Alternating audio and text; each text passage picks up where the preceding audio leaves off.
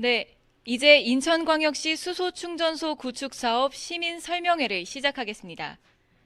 설명회 진행 중 다양한 참여 이벤트 공지가 진행되오니 많은 관심과 참여를 부탁드립니다. 안녕하십니까? 저는 오늘 진행을 맡은 아나운서 김승윤입니다. 오늘 인천광역시와 인천테크노파크에서 주관하는 인천시 수소충전소 구축 사업 시민 설명회. 이 자리에 함께해 주신 모든 참가자분들께 진심으로 감사와 환영의 인사를 드립니다. 오늘 설명회는 유튜브 온라인 생중계로 진행되는 만큼 강연 중 질문을 댓글로 남겨주시면 저희가 확인해서 질의응답 시간에 답변 드리겠습니다. 오늘 설명회의 주제는 수소와 수소 충전소를 비롯해 수소 자동차 충전소 안전관리, 그리고 인천시 수소충전소 구축 계획입니다. 여기에 대해서 소개해 주실 전문가분들을 모셨는데요. 먼저 에너지경제연구원 김재경 연구위원님 소개해 드립니다. 다음으로 한국가스안전공사 서원석 부장님 자리하고 계십니다. 끝으로 인천광역시 에너지정책과 유준호 과장님도 참석해 주셨습니다. 그리고 오늘 이 설명회를 준비해 주신 주최 주관기관이죠. 인천시와 인천테크노파크에도 다시 한번 감사 말씀 드립니다.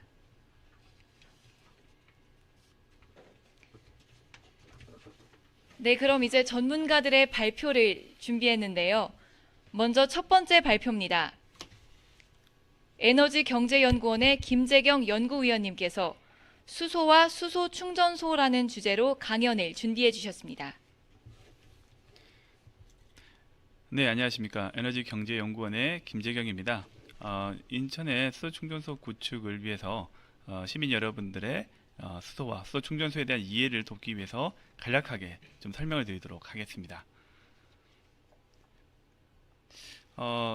제가 지금 나이가 지금 40대입니다. 저는 80년대에 이제 어린 시절을 보냈었는데요. 지금 생각해 보면 저의 어린 시절 속에서 이제 할아버지가 사시는 시골에 갔을 때 할아버지 집에서 썼던 에너지, 그리고 저희 부모님이 살던, 저와 같이 살던 집에서 썼던 에너지, 그리고 지금 제가 쓰고 있는 에너지가 많이 달라졌습니다. 할아버지 세대의 에너지는 보통 이제 아궁이에서 이제 섭이라고 하죠. 또는 뭐 이렇게 나무 장작 같은 걸 떼서 정말 쓰셨고요. 우리 아버지 세대들 같은 경우는 연탄 아궁이에 불을 지펴서 쓰신다든지, 뭐 나중에는 이제 석유 골로를 사용하신다든지 하셨고, 저희 같은 경우는 가스레인지를 쓰다가 지금은 이제 전기 그 인덕션, 뭐 하이라이트 이런 것도 쓰고 있습니다. 그 집에도 뭐 여러 가지 이제 전기로 하는 난방 용품도 많이 사용하고 있습니다. 사실 우리가 사용하고 있는 에너지라는 것은 고정된 게 아니라 시대에 따라서 상당히 변화하고 있습니다. 과거에는 주로 이제 우리가 문명이 시작할 때는 이제 나무라든가 이런 데 불을 붙여 쓰던 시대가 있었고요. 우리가 산업혁명 시대에는 석탄이 주도가 돼서 쓰는 시대, 이런 시대가 있었습니다. 그리고 1차 대전과 2차 세계대전 그 중간쯤에 석유로 이제 에너지가 크게 전환되었고, 최근에는 전기로 상당히 변화가 되고 있습니다. 근데 저는 이제 이런 어떤 에너지의 변화의 흐름에 쭉 이렇게 연구를 하다 보니까, 과연 제 자녀들, 제가 지금 그 초등학교 4학년인 딸이 있는데요. 이 애가 컸을 때는 과연 우리나라 또는 전 세계에서 어떤 에너지가 많이 사용될까? 과연 미래의 에너지가 무엇인가에 대해서 고민하게 됩니다. 그렇다면 사실 많은 전문가들은 그 미래의 에너지를 수소로 보고 있습니다. 수소란 말은 그 수소란 말의 숫자는 물 숫자이고요. 영어에서는 하이드로젠, 하이드로란 말은 물이란 뜻입니다. 그 젠이란 것은 제너레이션, 태워서 물이 나오는 물질, 이게 수소입니다. 그래서 사실 수소라는 것은 매우 물과 밀접하게 관계가 되어 있고요. 우리 지구상의 3분의 2가 바다, 즉 물로 덮여 있습니다. 그래서 이런 무한한 자원 같은 물에서 에너지를 뽑아 쓴다는 점에서 무한한 에너지, 그리고 깨끗한 에너지라는 점에서 앞으로 미래의 유망한 에너지다 라고 말씀드릴 수 있을 것 같습니다. 지금 현재도 우리가 많은 에너지를 쓰고 있습니다. 뭐 집에서는 아마 여러분 지금 이 유튜브를 시청하시는 많은 분들은 전기를 가지고 컴퓨터를 돌리겠죠. 그러니까 전기를 많이 쓰고 있고요. 천연가스도 많이 쓰고 있습니다. 가스레인지를 쓴다든지, 뭐 버스 같은 경우는 요즘 CNG 버스가 많이 돌아다니고 있고, 물론 이제 석유도 많이 쓰고 있습니다. 뭐 배라든가 항공기는 석유가 중심이 된다면, 사실은 우리가 미래의 수소가 에너지가 될 거라고 말씀드렸지만, 벌써 성큼 수소도 역시 우리가 하나의 에너지로서 지금 우리 생활 가까이에 와 있다라고 말씀을 드릴 수가 있습니다. 얼핏 이제 많은 분들이 수소에 대해서 익숙하지 않다 보니까 수소란 것이 아주 최근에 뭐 가령 뭐 한 2년 전에 갑자기 등장한 것처럼 오해를 하실 경우들이 있습니다. 근데 사실은 수소는 꽤 오래전부터 우리가 사용해 왔던 하나의 물질이었습니다. 가장 대표적으로는 비료를 만드는 데 쓰고 있습니다. 전 세계적으로도 수소를 활용하는 분야 중에 가장 큰 분야는 비료를 만드는 것이고요. 그 밖에도 여러 제품을 만드는 데 있어서 원료로서 오랜 세월 동안 사용되어 왔습니다. 에너지로서는 뭐 물론 이제 과거에도 많이 사용됐지만 특히 우주 항공 분야가 발전하면서부터 이제 에너지로서 많이 사용되었는데요. 지금 이제 우리가 슬라이드에서 보시면 아폴로 우주선, 즉 1969년에 달에 도착했던 아폴로 우주선이 이거 달까지 날아갈 때 뭘 썼느냐? 사실은 가장 가벼운 물질인 수소를 태워서 거기까지 갔습니다. 그래서 사실 아폴로 우주선의 에너지원도 수소였습니다. 사실 이제 수소는 이제 너무나 가벼운 물질이기 때문에 우주 항공 분야 로켓 쏘는 데 같이 쓰고요. 여기에 산소도 같이 가지고 다닙니다. 그 수소와 산소를 결합해서 전기를 만들고 물도 만들 수가 있습니다. 그래서 아폴로 우주인들은 수소와 산소를 결합하여 만든 물을 마셨고요. 또 거기서 만드는 전기로 계기판을 돌렸습니다. 이렇게 사실은 뭐 우리가 알게 모르게 우주 항공 분야에서 수소가 많이 사용되었고 에너지로서도 많이 발전되었다라고 할 수 있고요. 사실 여러분들이 사용하시는 전자레인지라든가 우리 등산복 같은 소재 같은 거가 우주 항공 분야에서 이제 우리 민간 분야로 넘어왔던 것 같이 우주 항공 기술과 함께 발전했던 수소 에너지가 이제 수소차라든가 버스라든가 뭐 이런 우리 생활 주변으로 우리가 활용할 수 있도록 지금 성큼성큼 다가오고 있다, 이렇게 말씀드릴 수가 있을 것 같습니다. 그럼 수소는 어떻게 만드느냐? 간단하게 일본에서 어떻게 지금 하고 있는지를 좀 보여드리도록 하겠습니다. 가와사키 인근의 요코하마는 풍력 발전으로 유명한데요. 풍력 발전소 옆에 수소 생산 시설을 만들었습니다. 밤에는 전기 사용량이 줄어들기 때문에 그때 남는 전기로 수소를 만드는 겁니다.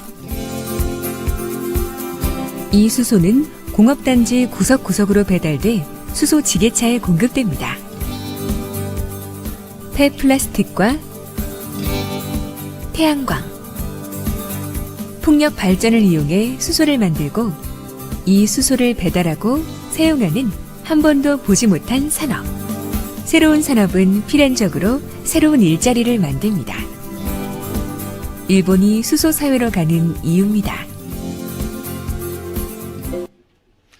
네, 저희가 이제 보여드렸던 것은 일본에서 풍력에서 만들어지는 전기를 가지고 이제 물을 분해해서 수소를 만들고 이걸 활용하는 그 사례를 좀 보여드렸습니다. 이런 사례에서 볼 수 있던 것처럼 수소를 만드는 방식 중에 가장 대표적인 것은 태양광이라든가 풍력 같은 재생에너지라고 하죠. 이 재생에너지를 활용해서 전기를 만들고 그 전기로 물 분해해서 수소를 만드는 방식, 이게 가장 대표적입니다. 한편 이제 우리 인천 같은 경우는 보면 어떤가? 사실은 이런 측면에서 보면 수소를 생산하기에 상당히 적지가 사실은 이제 인천이라고 할 수 있는데요. 이런 태양광이나 풍력 같은 재생에너지를 활용할 수 있다는 면에서도 좋지만 인천에는 또한 과거로부터 정유 공장들이 많았습니다. 이 정유 공장 같은 경우는 그 내부에서 이게 처리를 하는 여러 가지 과정 속에서 또 수소가 많이 발생합니다. 자연 발생적으로 발생하는 거고요. 이거는 마치 폐기물처럼 그냥 버려왔는데 이제 이것도 이제 우리가 쓸 수가 있습니다. 뭐 추가적으로 뭐 생산 시설을 더 만들지 않아도 쓸 수 있고요. 또한 우리가 이제 그 생활 쓰레기 같은 폐기물, 그 중에서 이제 유기성 폐기물이라는 것도 있는데요. 이런 것들을 활용해서도 우리가 수소를 만들 수 있습니다. 마치 쉽게 말씀드리면 쓰레기에서도 우리가 수소를 추출할 수가 있습니다. 이런 수소들을 우리가 이제 일상의 차라든가 또는 뭐 보일러라든가 이런 것들 전기를 만드는 데 활용할 수 있다는 점에서 사실 수소는 대단히 친환경적이면서도 뭐 이렇게 우리에게 상당히 그 친숙한 에너지가 될 수 있다, 이렇게 말씀드릴 수가 있습니다. 가장 수소를 활용하는 분야 중에서 우리가 피부로 와닿을 수 있는 분야는 사실은 수소차, 수소 전기차입니다. 저는 지금 저희가 에너지 경제연구원 울산에 있는데요. 울산에서 현재 지금 수소 버스가 지금 돌아다니고 있습니다. 이와 관련해서도 한 가지 좀 사례를 보여드리도록 하겠습니다. 지난해 울산은 국내 최초로 수소버스를 시내버스 노선에 투입했습니다. 분위기도 괜찮고 괜찮네요. 좋네. 냄새가 안 날 수도 있고. 냄새가 안 나요. 예. 기름 냄새. 앞으로는 지금까지는 조금 아직 이렇게 사람들 마음에 좀 거리가 조금 멀다. 잘 모르는 예, 그렇게 생각하는데 앞으로는 참 좋게 생각을 할 것 같아요. 예, 예. 앞으로 좀 더 기술적인 부분이 보완이 되고 이렇게 되면은 지금 현재 그 가솔린이나 일반 주유소처럼 안전하다고 생각합니다. 이거는 뭐 친환경적이니까 저희 그것이 제일 중요하다고 생각합니다. 네, 잘 보셨겠죠? 제가 근무하고 있는 울산에서는 수소버스가 실제로 돌아다니고 있고요. 전국의 여러 도시에서 지금 수소버스가 운행되고 있습니다. 지금 슬라이드에 보시면 수증기 배출이라고 되어 있습니다. 이 버스는 실제로 가보면 뒤에 배기구에 배기가스가 전혀 나오지 않습니다. 수증기만 나오는 거죠. 실제로 저도 타봤습니다. 저도 이제 울산 시내에 출장을 갈 때 이 버스를 이용하는데요. 매우 조용합니다. 일반 우리가 그 CNG 버스라든가 경유버스에 비해서 정말 소리가 없고요. 우리가 이제 일상적으로 이제 이만큼 쓸 수 있는 바로 우리가 실생활에서 바로 우리 피부에 와닿을 정도로 수소는 가까이 와서 지금 현재도 사용되고 있다. 이런 점을 우리가 말씀드릴 수가 있습니다. 이런 질문들을 많이 받습니다. 수소차 또는 전기차 이게 도대체 무슨 차이가 있느냐? 이런 질문을 많이 받습니다. 근데 이제 수소차는 정확하게 말하면 수소 전기차라고 표현할 수 있고요. 전기차는 어떤 배터리 전기차. 이게 둘 다 전기차입니다, 사실. 이게 전기차라는 거는 여러분들이 어렸을 때 가지고 놀던 우리 장난감 자동차 보면 모터로 돌아가는 자동차들이 있는데요. 사실 똑같습니다. 이것을 크기만 키워놓은 게 전기차고요. 결국에는 모터로 전기를 가지고 가는 자동차라고 할 수 있는데, 그렇다면 수소 전기차 또 수소차와 전기차의 차이는 뭐냐? 배터리 전기차의 차이는 뭐냐? 이때 그 전기를 어떻게 만드느냐의 차이일 뿐입니다. 배터리 전기차는 배터리라고 하는 장치에 전기를 저장해서 그 자동차를 모터를 돌려서 구동하는 자동차가 전기차고요. 수소차는 사실은 조그만한 소형 수소 발전기를 가지고 있습니다. 그래서 차에다가 수소를 싣고 이 수소 발전기를 돌려서 전기를 만들어서 운행하는 자동차라고 할 수 있습니다. 이 차의 가장 큰 특징 중에 하나는 사실은 배출을 되는 대기오염 물질이라든가 이런 것이 없다는 게 가장 중요한 특징이지만 가장 큰 차이라고 한다면 전기차는 배터리를 충전하는 데 시간이 꽤 많이 걸립니다. 아무리 빨리 충전해도 한 30분 이상 걸리고요. 완충하는데. 하지만 수소차는 한번 완전히 충전하는데 5분이면 됩니다. 이런 점에서는 좀 차이가 있고, 또 수소차는 한번 충전해서 많은 양의 수소를 담게 되면 멀 주행거리를 갈 수 있다는 장점이 있습니다. 반면에 전기차는 아직까지는 그게 좀 어렵다는 면, 이런 면들이 지금 현재는 서로 차이점이다라고 말씀드릴 수가 있습니다. 수도 경제를 추진하다 보니까 이런 질문을 또 받습니다. 왜 우리나라만 하느냐? 다른 나라는 왜 안 하는데 우리만 왜 앞서가느냐? 근데 실제로는 이제 그거는 오해십니다. 실제로 많은 나라들이 지금 수도 경제, 또 수소차라든가 전기차들 열심히 하고 있고, 그 핵심인 수소차 그리고 그와 연계된 수소 충전소도 빠르게 보급 사업들을 하고 있습니다. 우리나라에 비해서 더 적극적으로 하고 있는 곳이 일본입니다. 일본도 여러 가지 수소차가 나와 있고 우리보다 훨씬 더 많은 수소 충전소를 짓고 있고, 유럽이나 중국, 미국들도 또 그 밖에도 지금 많은 국가대에서 수소 경제를 추진하면서 수소차와 수소 충전소 보급 사업을 열심히 하고 있습니다. 영상이 저작권이 좀 걸리는 게 있어가지고요. 네네.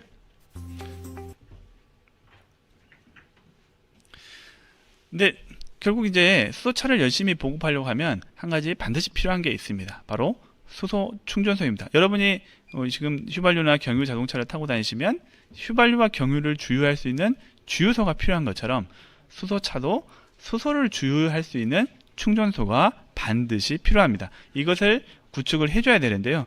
아직까지는 이게 좀 많이 부족해서 수소차라든가 이걸 타시는 분들, 우리 주위에서 이제 수소차를 사고 싶은 분도 계시니까요. 이런 분들이 불편함을 많이 겪고 있습니다.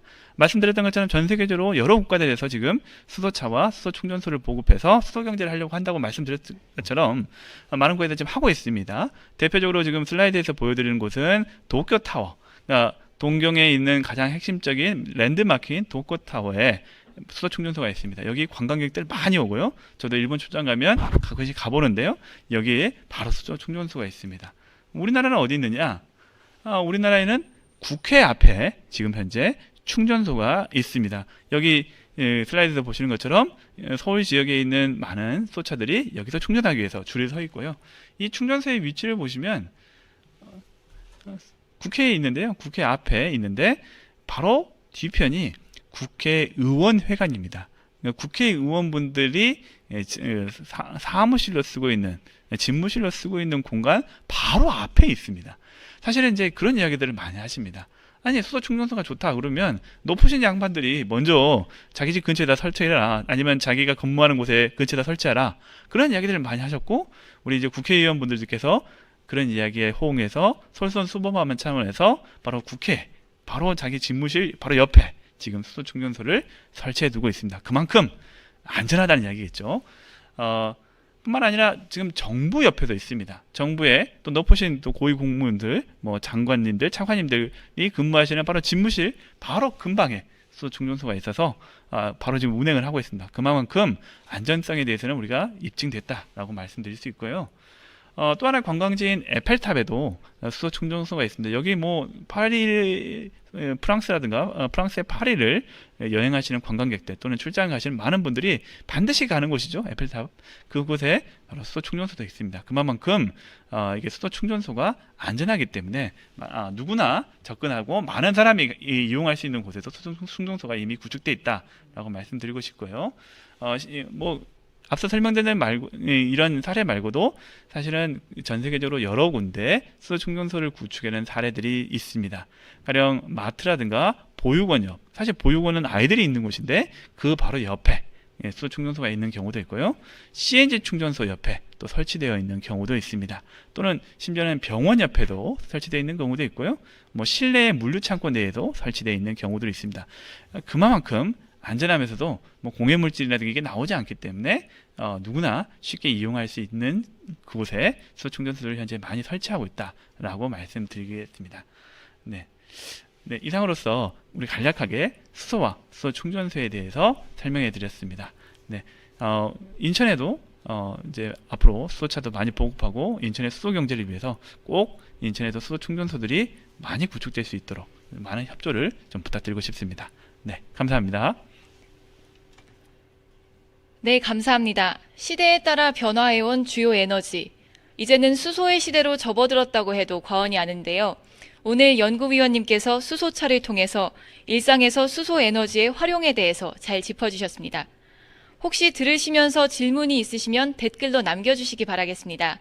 저희가 확인해서 질의응답 시간에 답변